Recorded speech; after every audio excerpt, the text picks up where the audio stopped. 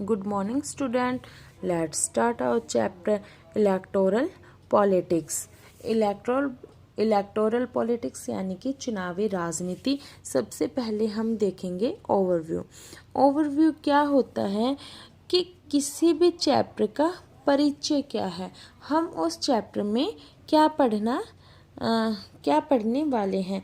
हमने देखा कि पिछले 2 चैप्टर्स में हमने यह देखा है कि डेमोक्रेसी के लिए न तो ये पॉसिबल है और न ही ये ज़रूरी है, नेसेसरी है कि लोग सीधे शासन करें।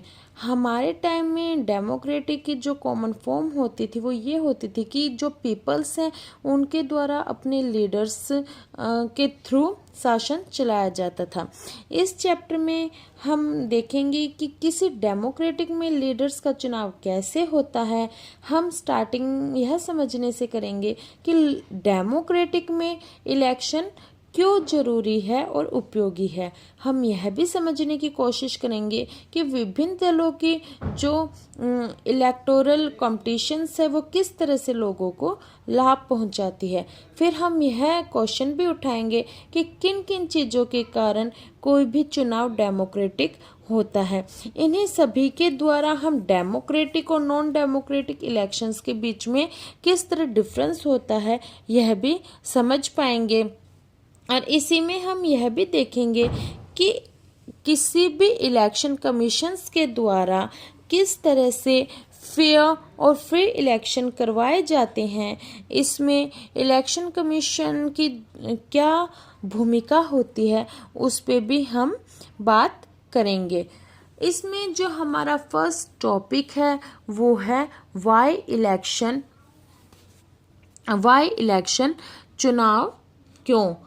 जो आपको रेड कलर का एक बॉक्सेस दिखाई दे रहा है, इसमें बताया गया कि असेंबली इलेक्शन इन हरियाणा, कि हरियाणा का जो विधानसभा जो इलेक्शन हुआ था वो किस तरह से हुआ था, उस टाइम वहाँ पर क्या हालात थे, वो सब बताया गया है।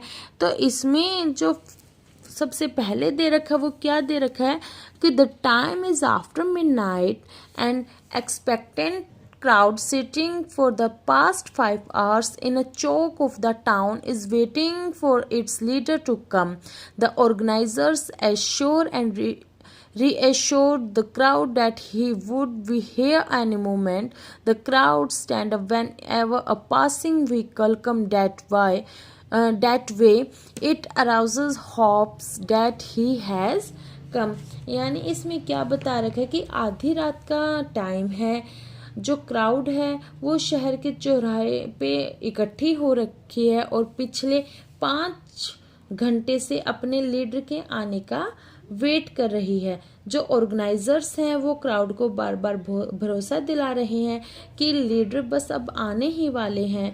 जब भी कोई भी गाड़ी पास से गुजरती है तो लोग अपने लीडर को देखने की उम्मीद में खड़े होते हैं। उन्हें लगता है कि हमारे नेता आ गए हैं।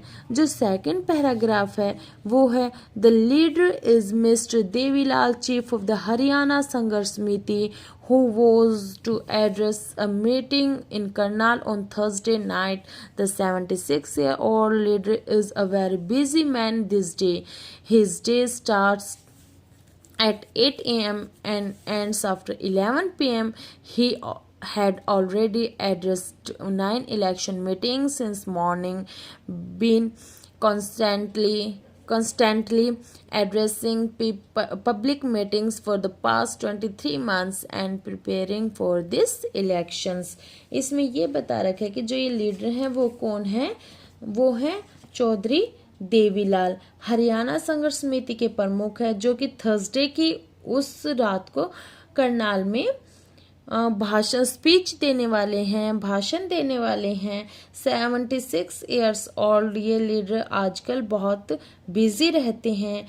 इनका जो राजनीतिक कार्यक्रम है वो सुबह 8 बजे से लेकर रात के 11 बजे तक चलता है और आज भी उन्होंने 9 इलेक्शन मीटिंग्स की हैं।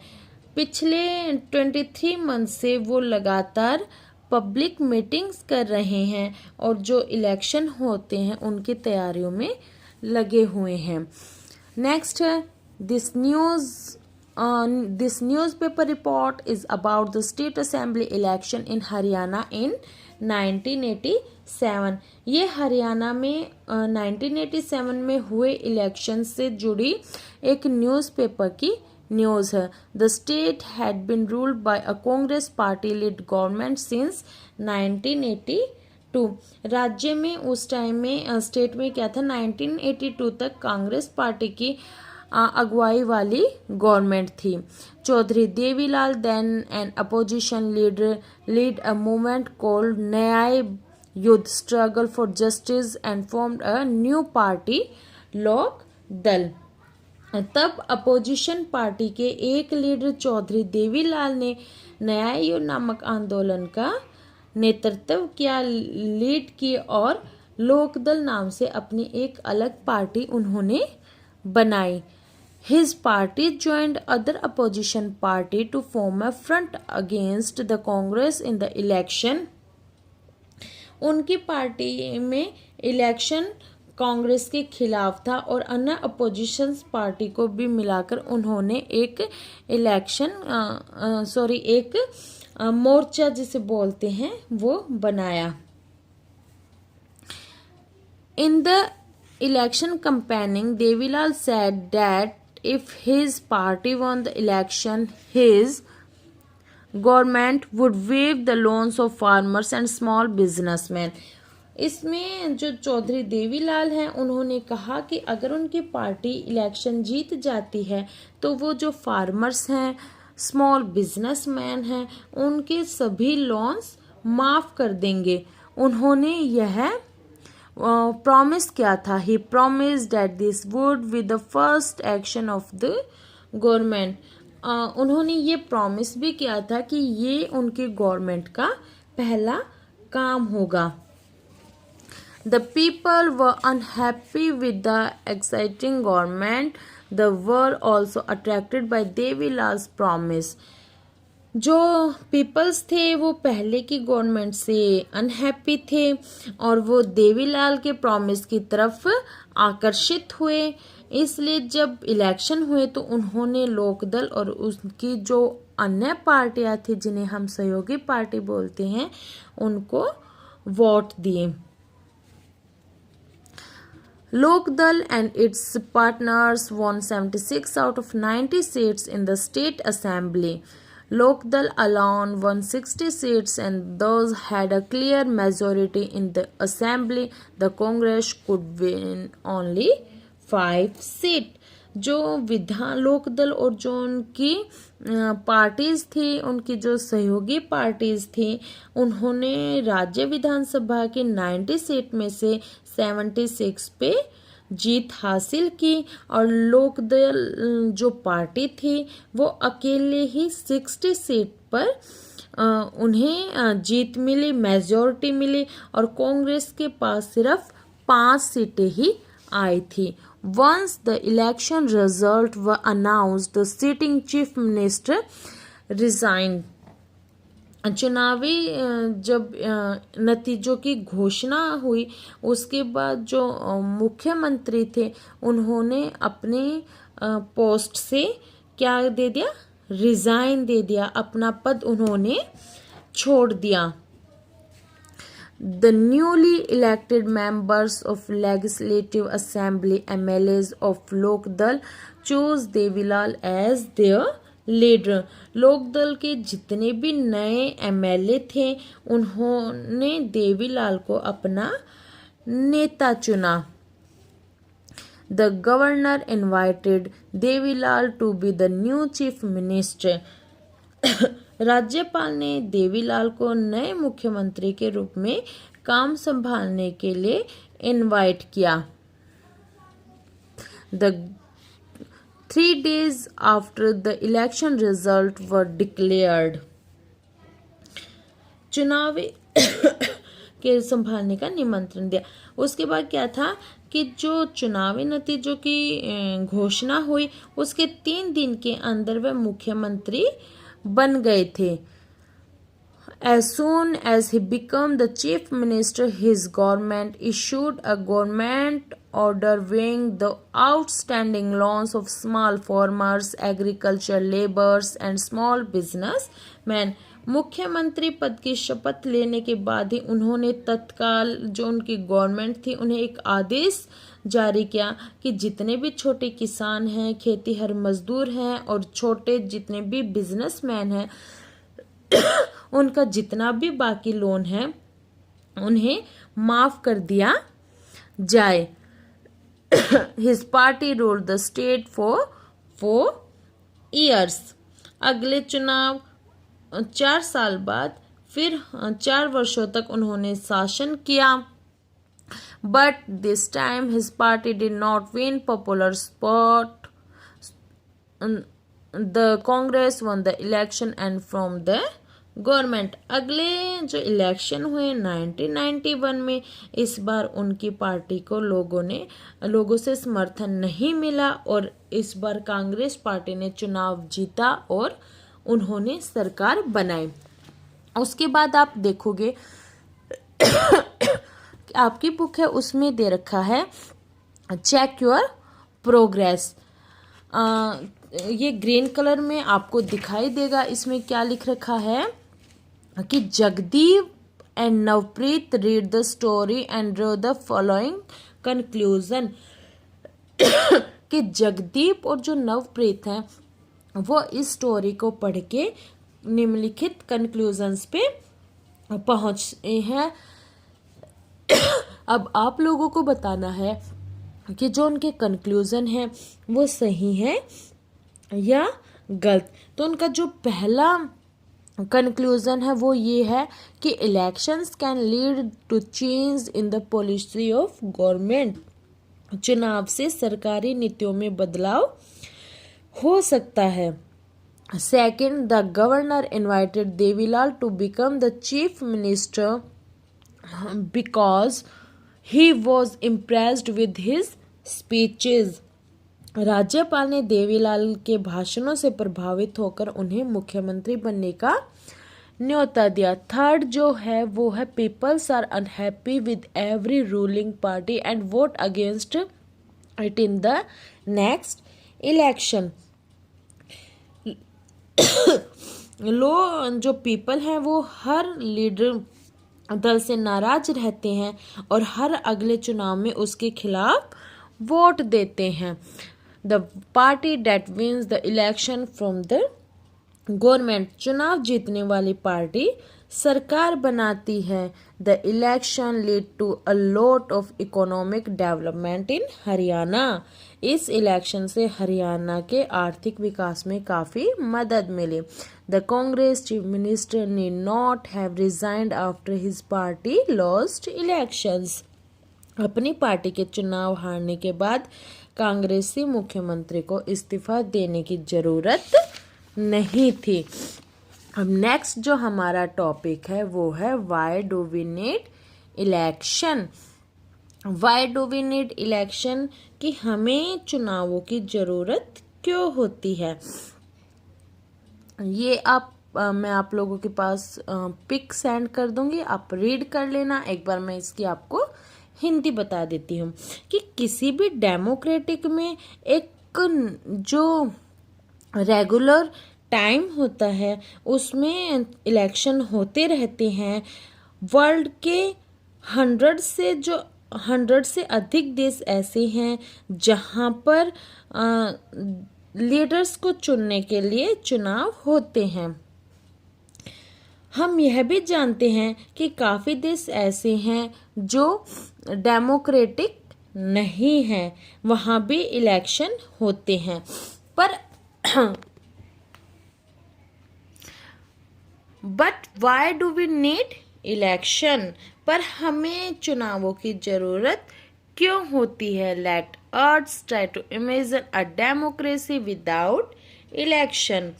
आइए बिना चुनाव वाले डेमोक्रेटिक की हम कल्पना कैसे कर सकते हैं. A rule of the people is possible without any election if all the people can sit together every day and take all the decision, अगर सारे लोग रोज एक साथ बैठें और सारे फैसले मिलजुल कर ले तब बिना चुनावों के लोगों का शासन संभव है।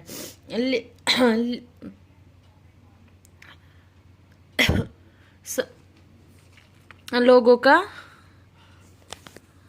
But as we have already seen in chapter 2, this is not possible if any large community, जैसा कि हमने चैप्टर में देखा है कि किसी भी बड़े समुदाय के लिए ऐसा करना संभव नहीं है, ना ही यह संभव है कि हर किसी के पास हर मामले पे फैसला करने का समय और ज्ञान हो। Is there a democratic way of selecting representative without election? क्या इलेक्शन के बिना कोई भी डेमोक्रेटिक ढंग से लीडर्स का चुनाव किया जा सकता है? Let us think of a place where representatives are selected on the basis of age and experience. आइए एक ऐसी जगह के बारे में कल्पना करें जहां पर लीडर्स का चुनाव उम्र और अनुभव के आधार पे किया जाता हो, और a place where they are chosen on the basis of education और नॉलेज, या ऐसी जगह की कल्पना करें जहां प्रतिनिधियों का चुनाव शिक्षा या ज्ञान के आधार पे किया जाता हो। There could be some difficulty in deciding on who is more experienced और नॉलेजेबल। किसी ज़्यादा अनुभव या ज़्यादा ज्ञान यह तय करने में थोड़ी परेशानी आ सकती है कि ज़्यादा एक्सपीरियंस किसका है और ज़्यादा नॉलेज किसे है। बट लेट अस से the people can resolve this difficulties clearly, such a place does not require election. पर हम यह मान ले कि लोग मिलजुल कर इन परेशानियों को दूर कर लेंगे, फिर ऐसी जगह पे चुनाव की जरूरत नहीं रह पाएगी। But can we call this place democracy? लेकिन क्या फिर हम इस व्यवस्था को लोकतंत्र या डेमोक्रेसी कह सकते हैं? How do we find out if the people like their representative और not? How do we ensure that this representative rule as per the wishes of the people? हम यह कैसे पता करेंगे कि लोगों को उनका प्रतिनिधि जो लीडर है वो पसंद है या नहीं है? हम यह व्यवस्था कैसे करेंगे कि लीडर लोगों की इच्छा के अनुसार ही वहाँ पर शासन कर रहा है? This requires a mechanism by which people can choose their representative at regular interval and change them if they wish to do so. हम इस चीज़ की भी व्यवस्था करेंगे कि जो वहाँ का लीडर है वो लोगों को पसंद न हो, वह अपने पद पर न बने रहे। इसके लिए हमें ऐसी व्यवस्था करने की ज़रूरत होती है जिससे लोग नियमित एक इंटरवल के बीच अपने दूसरे लीडर को चुन सकें। Therefore, elections are considered essential in our times for any representative democracy. इसीलिए हमारे टाइम में लीडर को चुनने के लिए डेमोक्रेटिक में इलेक्शन को जरूरी माना गया है। In an election the voters make many choice. चुनाव में वोटर्स को कई तरह से चुनाव करते हैं। First, they can choose who will make laws for them, यानी वे अपने लिए कानून बनाने का इलेक्शन कर सकते हैं। They can choose who feel from the government and take major decision, वे सरकार बनाने और बड़े फैसले करने का चुनाव कर सकते हैं। They can choose the party whose policies will guided the government and law making, वे सरकार और उसके द्वारा बनने वाले कानूनों का दिशा निर्देश करने वाली पार्टी का चुनाव कर सकते हैं।